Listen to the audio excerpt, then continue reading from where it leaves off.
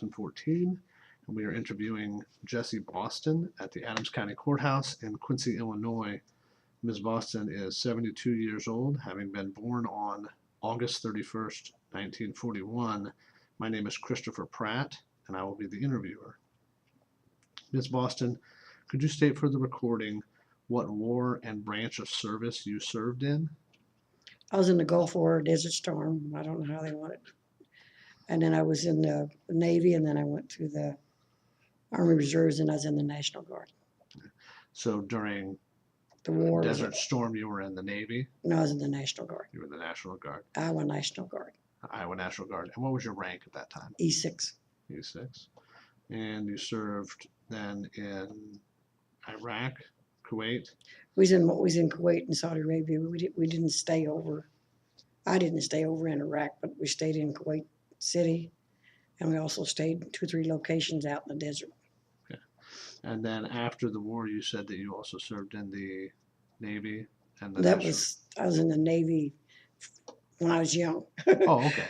That was first. Huh? When was that? 62.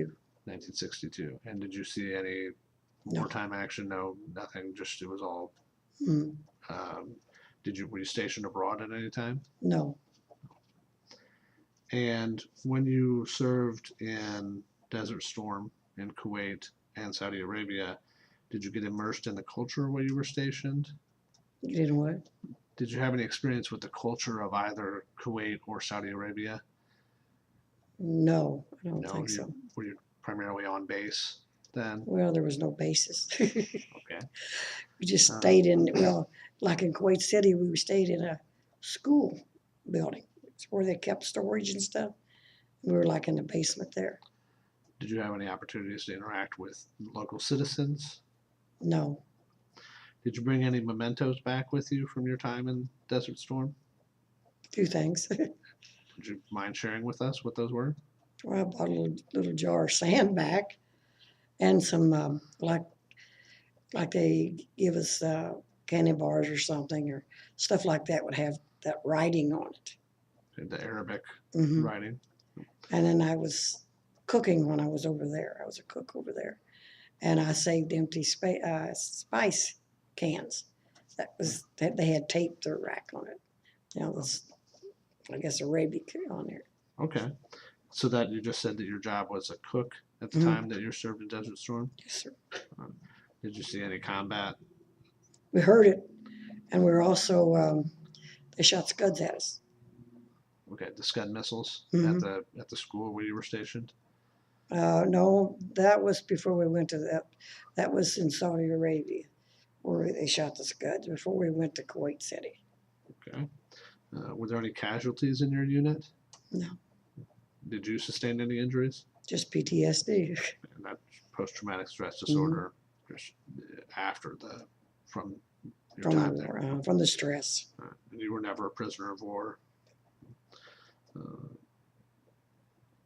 Were you awarded any medals or citations? Yes, we got the Kuwaiti medal, and then I think Saudi Arabia would give us a medal too. So those were both from those governments, from the Kuwait government and Saudi Arabia government. Did you receive any from the U.S. military for any of your service, any awards or medals? I'll just send you a copy of what I got, okay? That'd be fantastic. Because I can't remember. Okay. Do you remember, aside from the Saudi Arabia and the Kuwaiti medals, what you received them for? Being over there in the country. Just like for your thank service? You. Yeah. Okay. Did you have any knowledge of any of the battle planning during your time over there? No. During your time in the service, both in Desert Storm and just generally, however you want to answer this, how did you get along with officers and fellow soldiers? Pretty good, except over there, it's like men got different personalities when they got over there. Could you explain that? They had been trained and they act like they didn't know what they were doing, and they seemed like they kind of lost what our mission was. You know, they'd tell them to do something, and if they wanted to, they did it, and if they didn't want to, they didn't do it. Were there any consequences to that you saw? Not that I saw. Did you personally feel any pressure or stress or anxiety as Yeah, part of from your the service? from the people that I worked with in the mess section. From your coworkers, your other soldiers? Well, the sergeant that was over the mess section, he had a lot of problems. In fact, he got shipped home. But when they were shooting scuds at us, it really made me nervous. So I was pacing, and all he could do is sit over there and say, "Sit down, Boston. Sit down, Boston." That's some of the stuff that went on over there. No, and I understand. That's what we're here to talk about. So anything else that you want to add, that's certainly fine. And then another time, and there was nothing done about this, the other sergeant, was two of them. He more or less did the computer stuff. He reached over and got a hold of the front of an enlisted man's shirt and shook him. And it was known well out that that happened, but there wasn't. The first sergeant didn't show up. The lieutenant or captain, nobody showed up. They just kind of let it go under the rug. Was there anything that caused him to shake the soldier? Well, see, we had two sergeants, which isn't good. You know, one needs to be completely in charge. And the guy that they was messing with, he had I don't know how to put it, kind of slow sometimes. And each one of them told him to do something, and he was doing one, and the other one said, "Well, you're not supposed to be doing this." Yeah, I'm getting dry. I've had that cough that's going around. Did you keep a diary or a journal during your time in the service? I kept some, you know, when we moved and stuff. Can you tell Thank me you. of any other your most memorable experiences during the war? Most memorable? Yes.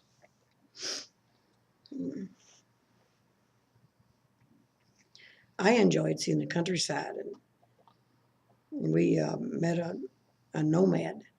You know what they are, right? And we visited with him. He had his sheep, and he moved them. He had some goats with his sheep. It was interesting. So that was a somewhat of an opportunity to experience some of the culture Mm-hmm. over there. Yes, it Then. was. Okay. We talked to him, you know, and he lived in a tent. Did he speak English, or did you use a Some. translator? Some. While you were stationed in Kuwait and Saudi Arabia, were you able to keep in touch with family and friends? Yeah, I waited about 45 minutes to use the phone. Okay. So mostly by telephone? Mm-hmm. Did you write any letters or anything else? Yes, I wrote letters, and they wrote to me.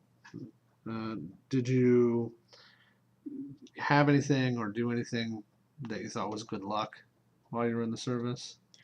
Well, I had a stuffed Minnie Mouse that I took with me, and I put it on my bed. Okay. Did you have plenty of supplies while you were? Did you feel like you were adequately supplied while you were there? Yes, And I think I might know your answer to this one. What was the food like? we made sure it was good. We swore that the hamburger they gave us was camel meat. But you did your best with it, and Hmm? you thought the food was good then? Yeah, I thought it was good. As far as rest and relaxation, how did you entertain yourself? Played games. I had one of the little games and read. Did you ever have an opportunity for an entertainer to come and entertain your unit? Like Up in Wisconsin or Minnesota before we left, there okay. was somebody up there. I don't remember who it was. So like a concert, like a Mhm. musician or someone that came before you shipped Shipped over out. to Saudi Arabia, Mhm. but not while you were in Saudi Arabia or Kuwait. No, they had the what is USO radio? What did they call the radio station that they had? The USOs. Yeah, Probably correct. it was real close to us. We could listen to it. Did you ever take leave while you were stationed in Desert Storm? Aside from the trip to Saudi Arabia and Kuwait, did you ever travel while you were in the service?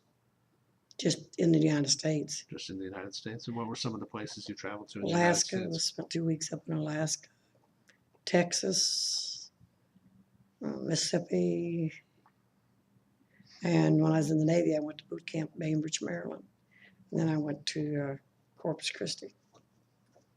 Do you recall any funny or unusual events during your time in the service?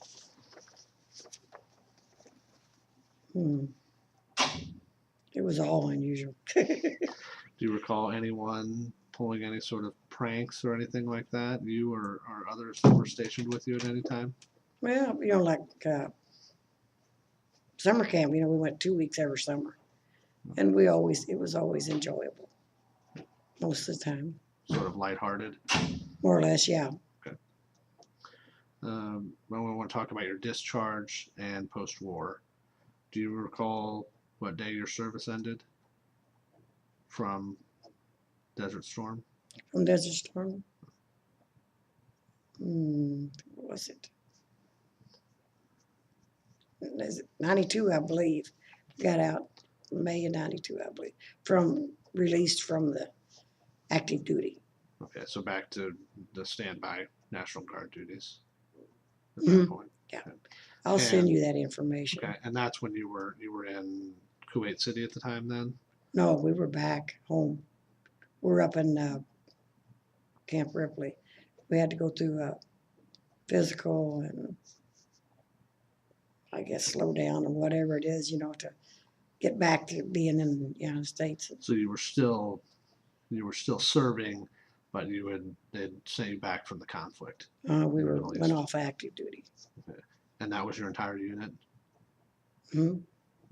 And when did you complete your military service? Do you recall what date that was? 94. 94.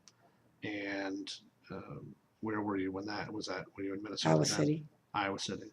Okay. And Just 209th at Iowa City. was there anyone else in your unit that discharged at the same time? Not that I know. How did you spend your time immediately, the days and weeks after you ended your service? A cloud.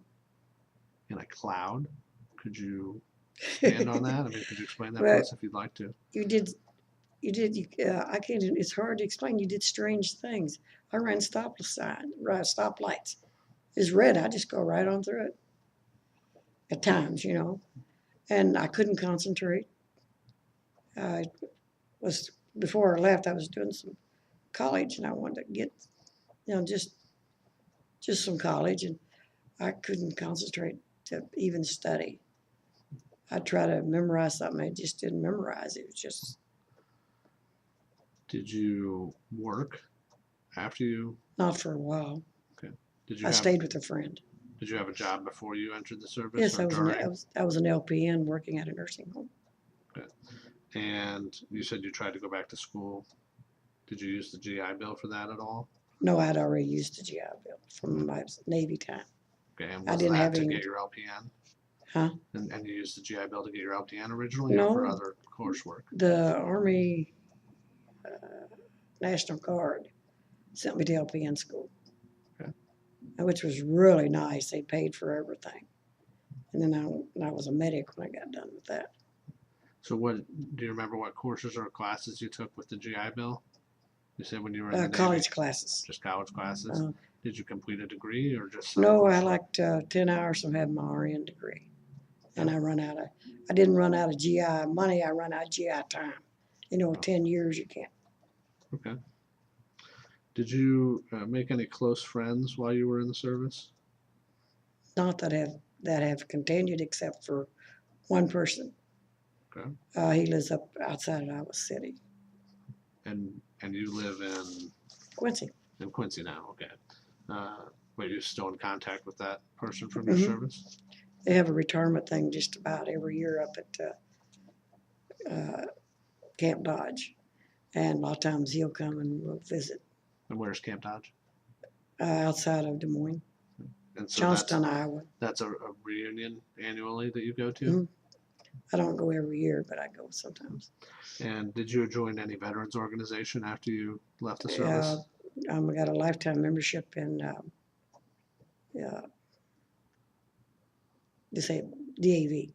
Okay.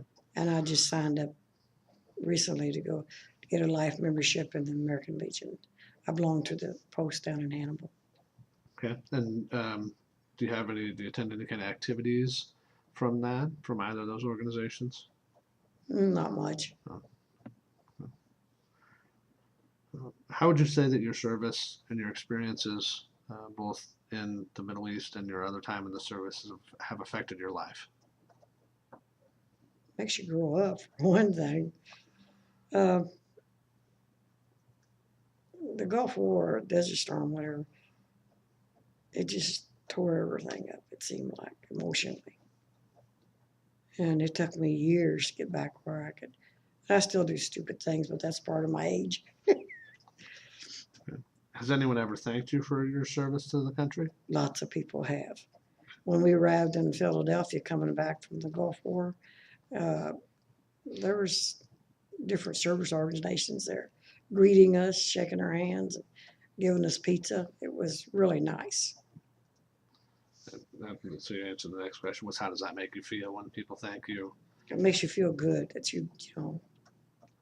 Does it make you feel like the service was worthwhile then? Oh yes, I felt like it was. And my father, he tried to get in the army, and they wouldn't take him. And I always felt like I was taking his place, serving for him. Did your experience in the service, especially in the Middle East, affect how you thought about the military or war in general? Did it change your mind at all, or did you have sort of the same outlook before and after? I think I was more aware of what's going on in the world. In fact, you guys knew what was going on over there more than we did. Would you encourage young people to enlist today? Yes, I think it helps them. You know, I wish they hadn't got rid of the draft. I don't think we'd have near as many problems in this world if we still had the draft. Those kids getting out of high school need to have some discipline instead of just turning them loose on the streets. Uh, did your view of the government change from your time in the service? No, I don't think so. How do you feel the war is depicted in movies and television? It's pretty good sometimes. Is there any particular war or TV show or movie that you've seen that you feel very accurately depicts war, or at least your experiences? Well, there's this new one that I saw it, but I can't remember the name of it. I felt like it was, you know, the newest movie was out about the Army, SEALs, I believe it would know. Anyway, it's the newest movie out. And they didn't even wear their steel helmets or their Kevlar helmets. And I thought that was way off because you don't go out fighting unless you got your helmet on. And that show did not depict them wearing their helmet. They carried on their backpack. Okay. Do you feel that, from your experiences or any knowledge you might have, that war and military service is accurately depicted in education? Some maybe. Like how what do you mean? Just how do you feel that it's depicted? Is it generally positive? Is it accurate to how things actually occur in war, or is it more of a removed? I think some of it is and some of it is. Depends on who's talking. What is the most positive thing you took away from your experience in the service? Well, education for one, and got to see quite a bit of the world. You know, I really like that. And what would you say is the most negative thing? I think the soldiers were negative. Some of them are really negative, and I don't think a person should be negative. You should go there with a positive attitude and do the best you can. Is there anything else you'd like to add that you'd like to talk about it? Your experience in the service, either in Desert Storm or just generally, your time in the Navy or after? I don't regret serving in my country. I feel like what little I did maybe could help somebody. That's all the questions we have for you today. We certainly appreciate taking the time for this interview, and we thank you again for your service.